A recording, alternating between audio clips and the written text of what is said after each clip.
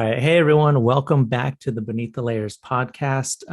This episode, I have Brian and Isaac again. If you remember from the first season, they were on the second episode. And so here they are again, kind enough to join and talk with us a little bit about, whatever's going on in their lives and other things that we can come up with along the way. But I think for those of you who may remember, the last time we had talked to these two, we just kind of talked a little bit about some of their experiences.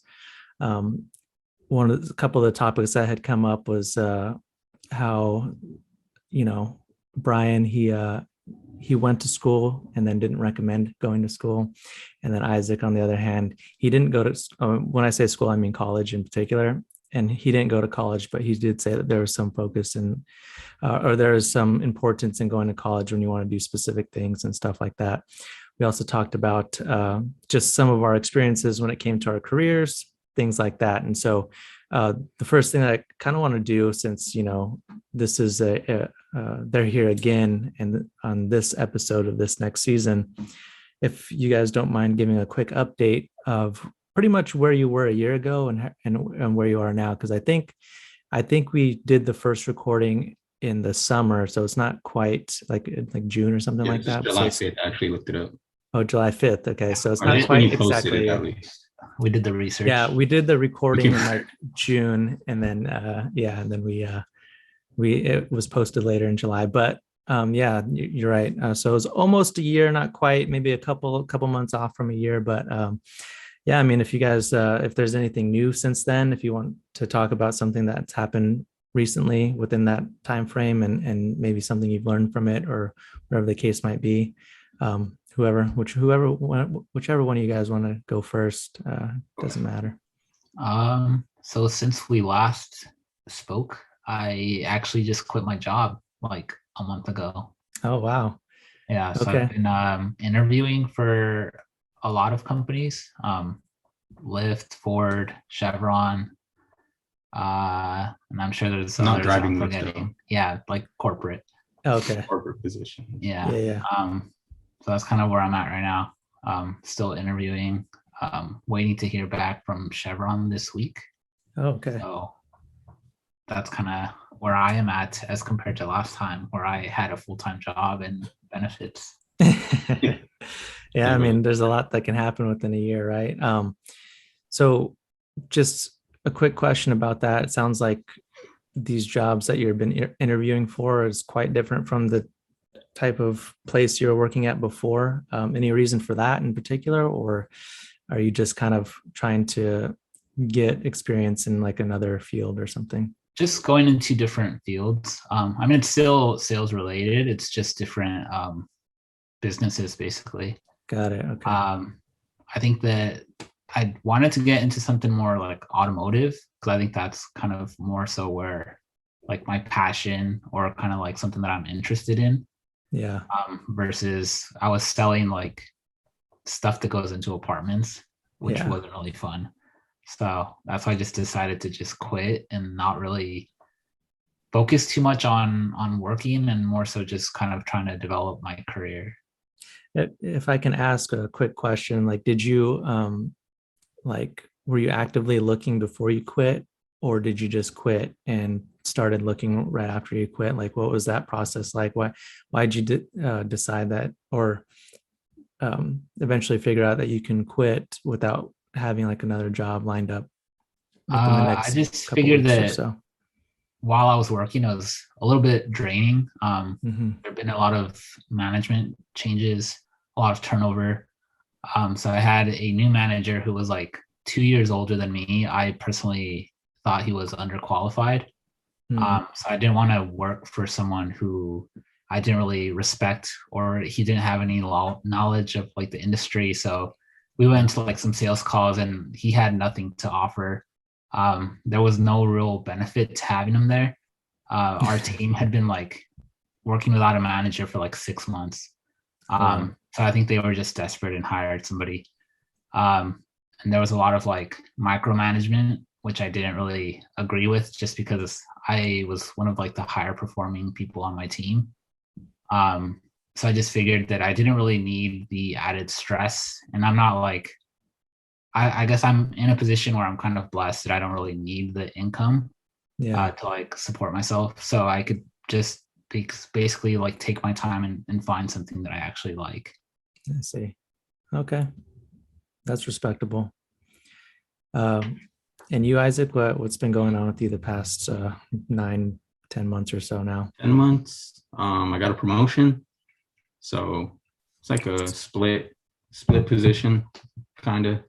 Just cool. I get to learn a lot of new things at work, take control of certain things that we really needed done. So it's helping stress at work. Other than that, it's just the same old stuff, pretty much. Yeah. Nothing crazy. So nothing too crazy other than just moving up at your current job, because this is the same job you had last year. Yeah. Right? Yeah. Or well, same company at least. Yeah.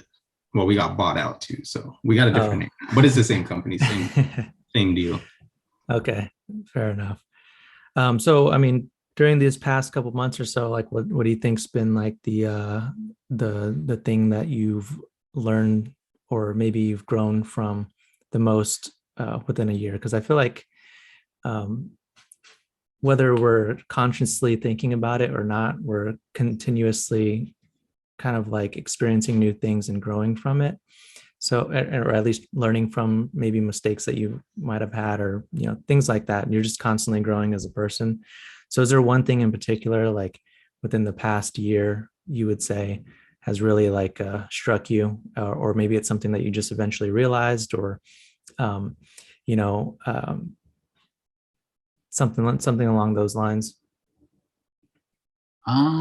Well, I think for me, like, I think we talked about it last time too. I was working on my overland build, so I have that completed. So I've been able to like get out and do more nature things. Okay. So I think just being able to experience nature, like, in its like undeserved or undisrupted state. Like I'm going to kind of some areas that are more isolated that people don't usually go to. Yeah. I think that's kind of been fun. But in terms of like your original question, I think that's more so what I've experienced. Mm-hmm. Got it. For me, I think within the last year, I took a lot of creativity kind of things going, done a lot of reading, a lot of drawing. I've done some writing, nothing serious. I got this book that's like it just asks you questions about your life. You just fill it out. So I thought you meant you were writing your own book. I've been told to write a book though. So it's funny by like multiple people. But I think I've had a lot of creative outlets. I try to take control of my sleeping habits a lot better, which I went from like 1 to 2 hours a day to like 5 or 6 to 5 or 6. No, I mean it went from like 1 to 2 to 2 to 3 to, you know, just gradually got better. So I think doing all that stuff kind of helped me out. When you increase that amount of hours of sleep, like what differences have you noticed, or like what's like the main difference that you noticed from that? Stress wise, I'm just not as stressed. I'm able to be more clear. I think emotionally I'm more calm, not on my toes all the time. So it's helped out a lot. That's good. Yeah. I mean, I know that over this past year or so, I think one of the things that I've thought a lot more about is just kind of like, like for example, Bryan brought up nature, and usually when I am in a nature setting, I tend to think a lot more, and it tends to be a little bit more deeply or philosophical. And so Isaac had mentioned that he, within the past few months or so, he's been reading a lot, opened up to a lot more creative opportunities and stuff. And I feel like I kind of have done the same thing, maybe in a different aspect, where I've just kind of, you know, really tried to push the podcast a little bit more, really try to read a little bit more. I even tried, or I'm even like, you know, streaming as much as I can, just playing video games, because that's something that, you know, you enjoy doing. So why not stream it while you do it, interact with people along the way, which I've found to be something that I'm not quite used to yet, because I don't know, talking to somebody online randomly is a little weird sometimes, you know. It's like there's a whole other person on the other side listening and watching me. It's kind of weird. But one question though that I think about quite often, especially like this past year, or even maybe even longer than that, but it's kind of about life and death as it goes hand in hand. And there's this quote in this book that I read called "The Wisdom of Insecurities" by Alan Watts. Great book. I highly recommend reading it if you're into like some sort of philosophical outlooks, different philosophical. Yeah, I know. They should sponsor me. But one of the sections of it is called "The Pains and Pleasures of Life." And one thing that that was said, and I thought was just really interesting. I just wanted to get your thoughts on this particular quote that's in it. And it says that the more we are able to love another person and enjoy their company, the greater our grief is at their death or separation. And one, I just want to know if you find that to be true, and two, why you think that is or isn't. I would say that that's true, because I think obviously the more you interact with somebody, the more memories you create and the more bonded you are with that person. Yeah. So then when you go out like through your life and that person is no longer there, then there will always be those memories that'll kind of trigger in your mind. So for example, like let's say that me and him go to Johnny's all the time, and if I go to Johnny, then he's not with me, then I'm going to be triggered of those memories. Yeah. So I think that's kind of what plays into it a lot, is just a lot of those memories that are created.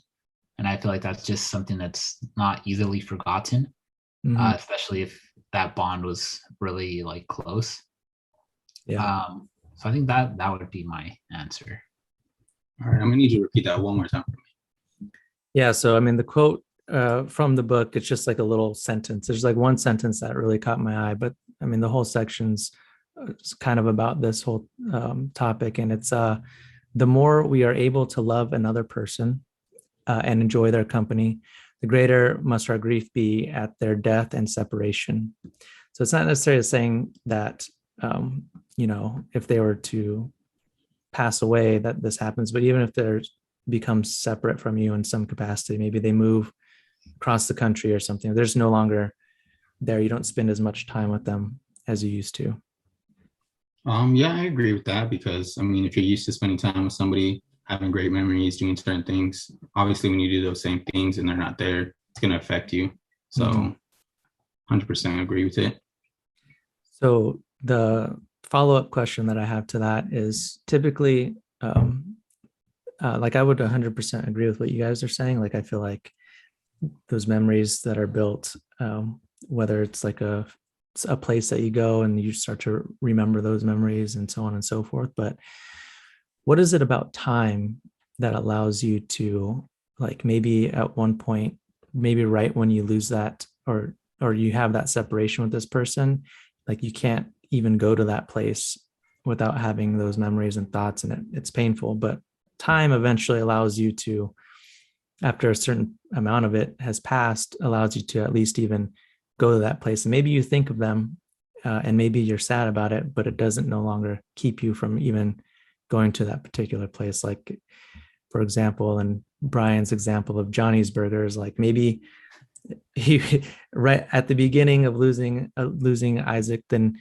he might not want to go there right away, but after a certain period of time, he might open up to that idea of like, okay, like we can go there, like it's fine.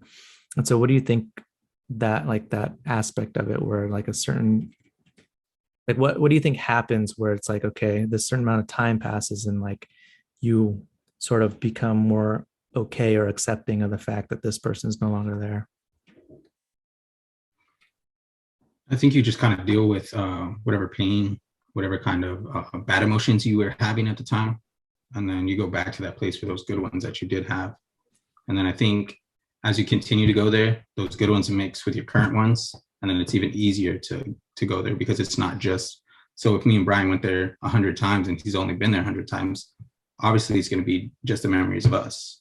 Yeah. But after a while, it'll be memories of him and us. You know what I mean? Yeah. Yeah, I get you. It's good. Yeah, I feel like I'm not sure if I really understand the question, but I think that time is just like a healer of wounds. I guess that's like a cliche way of putting it, but I've never really had to deal with loss or really like losing friends either. So I feel like that's why this is a little hard for me to like answer. Yeah. But I think that it's basically just piggybacking off of what Isaac said. I think like eventually you'll start to like open yourself up to that idea, and then that memory, of course, it's like associated with a positive memory, but if you're grieving, then it doesn't seem that way at the time. But I think as you start to heal, then that memory becomes, again, you'll start to feel that positivity, and if you go to that place again, then you'll think of the positive times and not necessarily the time where you lost or are grieving. Yeah.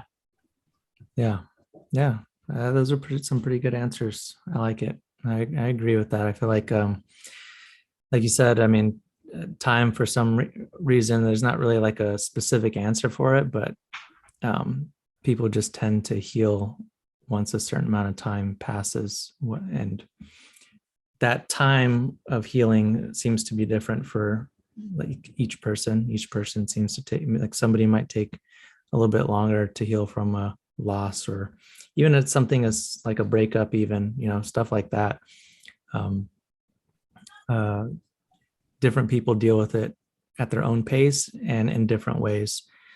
And I feel like, especially over the past year, if something painful has come to me, I feel like I handle it differently now than I did previously, just because of kind of the growth that I've had within the past year or so. And so one of the ways that I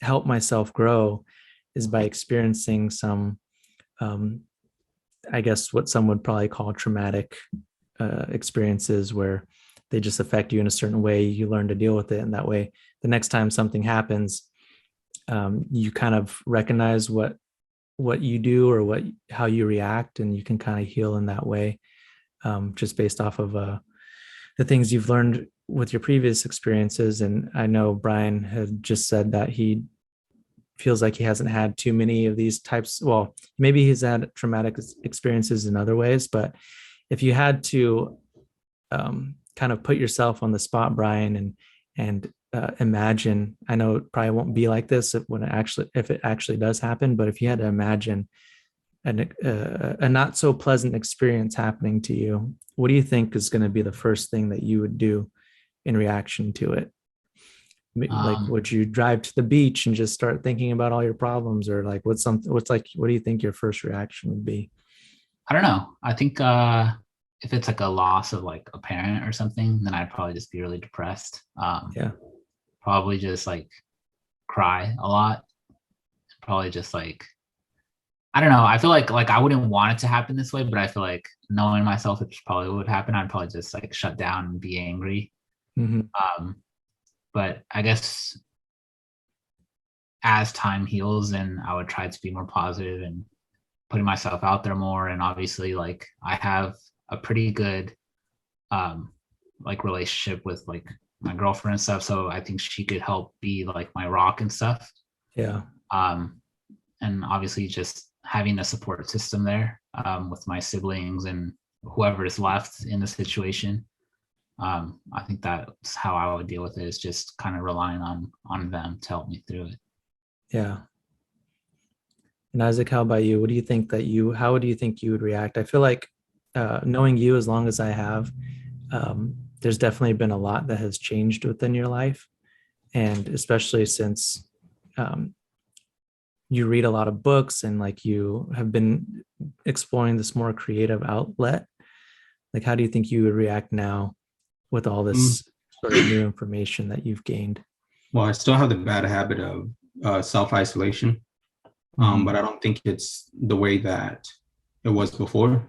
It was like self-isolation and then just kind of like numb it all or ignore it all.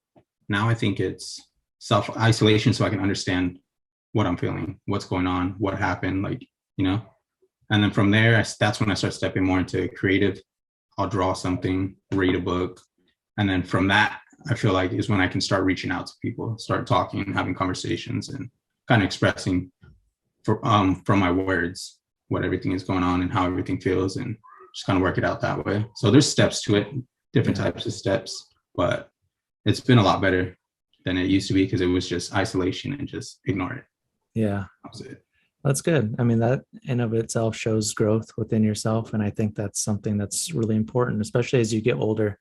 And well, I mean, you already have a son, but for, everybody else as they get older and they can learn, like take what they've learned and kind of like show their children, ways of dealing with situations and stuff. Which is good. Yeah, it's a good conversation. So, I mean, that's one of the things that I've been thinking about a lot lately. So I just wanted to kind of get what you guys thought about this particular topic. And I feel like people listening can definitely take something away from both of you guys, which we greatly appreciate. And the other thing I wanted to ask was, like, what do you think really happened with this Will Smith, Chris Rock situation? I mean, it just like seemingly just came out of left field. Well, on Will Smith's part, but before you go, the one thing that I think is I think it was really just a bunch of pent up energy about people talking about him and his wife. Well, the thing is, so Chris Rock has mentioned them before at the Oscars too, so it's not the first time he's brought them into, into a situation. So, and if you watch the video, Will Smith's laughing at the beginning, and then his wife's not laughing, and then he's like, "All right, time to be serious." Yeah, I was like, "All right, if it's really upsetting you, then let me deal with it," which I think he did what he should have done. I don't know. I feel like they have obviously we don't know all of the details of the relationship, but it seems like it's fairly complicated. It seems like they're both kind of sleeping around. Yeah. So I think I saw a joke that was basically like, how Will Smith was like, "Keep my wife's name out your mouth." Yeah. That Chris Rock could have been like, "She has other guys in her mouth." Like, did you hear what he said? He said, "Oh, I could," and then he stopped himself because he's like, "I could go in even more." Yeah. So he could have really went off, but shout out to him for holding himself. Yeah, I think very respectable. I side with Chris Rock. Like, if we had to choose sides, because I feel like as a comedian, like, you're kind of there to push the boundaries, and it's entertainment. Like, after all of this happened, like, I think the Oscars viewership went up like more than it has like in the last previous years. Yeah. So that's why a lot of people were thinking that it's fake just to draw the attention. But I don't think that it was fake, and I think that I side with Chris just because of like that's a comedian's job. So imagine like if you go to a comedy show, like that's kind of going to be the new standard. Like if the comedian is poking fun of you, then the people in the crowd are just going to think that, oh, because Will Smith was able to slap him, like I'm going to go beat this guy up or something, Yeah. So I think that's kind of like a negative precedent. I think that this is a big stage. These things could have been happening already. And the thing is as a comedian, you're pushing boundaries. You know that there could be some repercussions to pushing those boundaries. Like, if I poke Bryan in the face for an hour, I know eventually at some point, if I do it for maybe 2 years, he's going to react somehow. So it's like, you know the things that you can't do. Yeah. I mean, I think I kind of understand both sides, like, why Will did it, why Chris didn't say anything. I would say he was very professional in that moment, but like one of the things that I think, I mean, I'm sure there's probably a better way to handle it, but at the same time, kind of piggybacking off what Isaac just mentioned, like, let's say Will Smith was to go backstage and talk to Chris or whatever, you probably would never have heard it about it. Yeah. Or whatever the case might be. And it leaves it open to everybody to be able to make these jokes now. Now everybody feels like it's okay. Yeah, and then at the same time, though, I feel like, it's just kind of adding to the sensitivity of how society is these days. You almost can't say anything without, getting hit or canceled, whatever you want to say. Like, but seeing online, though, it seems like it's almost like 50-50 like so Yeah, like I think 50 it's a 50, split. yeah, on the sides or whatever. But I don't know. I wasn't even watching the Oscars. Honestly, didn't even know that it was going on until I saw it trending, and I was like, "What?" Yeah, exactly. So I was like, so I mean, I can see why people think that maybe it could be fake, but just looking at it, seeing it didn't seem like it was. It seemed like he just kind of went up there and under his own.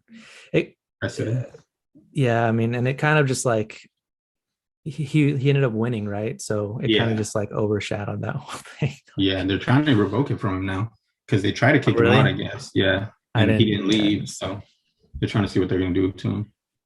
Yeah, that's crazy. How do you not have security, bro? Like that's why I think that's part of why people think it's fake, because like security didn't come up and take him, nothing. Like, yeah, $1 million celebrities. Yeah, the security's guarding that, like the door. They're not gonna be like there. But you got people that don't like each other in the same building. Yeah, like them, I guess now. Yeah, and I thought that was pretty crazy. But yeah, just like that, I mean, it's been a wild year so far, honestly. All the war that's going on in Ukraine and everything. It's been a wild year already, and I didn't think it was going to be like this, but here we are. So we thought we were out of it. Because COVID seemed like it was finally, or things were starting to kind of, yeah. I mean, honestly, like if you think about it, like once the war started happening, cut all of COVID, everything that was going on with COVID out of the picture, and nobody noticed. You didn't hear any news stories about it and whatnot, and I was just like, well, gas prices in the war. Yeah, I haven't heard a COVID conversation in a long time. Yeah, it's just it's been a very political filled year already. It's only March. Yeah. So I don't know. Hopefully the second half of the year is better. I guess we'll find out.